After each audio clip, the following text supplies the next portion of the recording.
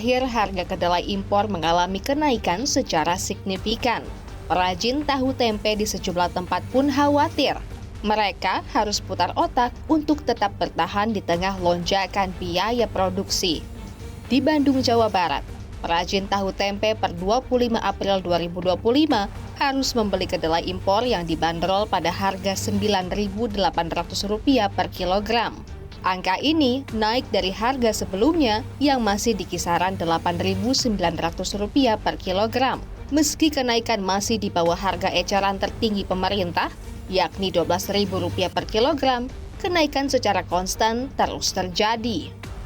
Untuk dampaknya sih khusus untuk ke pengrajinnya sih sekarang itu, karena kita nggak bisa menaikkan harga. Kalau kita menaikkan harga, kasihan juga ke pedagang-pedagang yang keliling. Kalau kita memperkecil ukuran, otomatis kita harus bikin cetakan baru. Satu set itu di kisaran 2-3 juta. Kenaikan harga juga terjadi di Polewali Mandar, Sulawesi Barat. Produsen tahu harus mengurangi produksi hingga 30% agar tidak gulung tikar.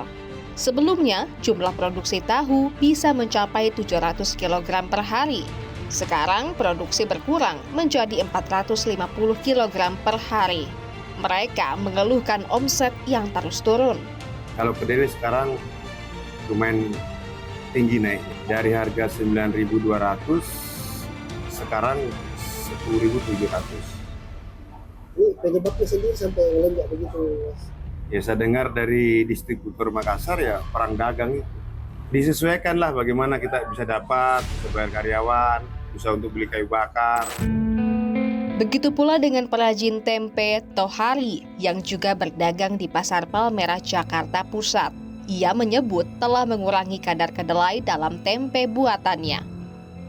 Nah kalau begini itu saya pas-pasan aja gitu, bakal dapur dikurangi dikit lah. Jadi biasa pakai, nah kira kan bikin pakai ember tuh ya. Kalau dikurangi comot lah. Daripada taikin kan nggak pada mau pembeli, kecilin dikit lah. Serupa mengakali tingginya harga kedelai, perajin tahu tempe di Desa Bojongsari di Kabupaten Indramayu, Jawa Barat memperkecil ukuran tahu dan tempe dari sebelumnya. Ya, saya sebagai pengrajin juga ikut kena dampaknya sih. Biasanya bikin banyak, sekarang dikurangin. Itu jadinya kecil kan gitu. Ya, saya cuma jelasinnya kan harga bakunya lebih pada mahal. Gitu. Ntar juga kalau turun kita perbaiki seperti semula. Tak hanya berdampak pada perajin tahu dan tempe, penjual gorengan pun dibuat pusing. Terjerat benang kusut harga kedelai impor. Kalau untuk kenaikan sekarang, maaf ya Pak, belum ada info. Cuman kalau dari ukuran mungkin udah berasa ada agak sedikit dikecilin lah gitu dari ukuran. Misalkan harga tempe naik, tahu naik, terus kita naikin juga, kadang orang kan berat juga gitu Pak. Jadi kita mau naikin juga susah.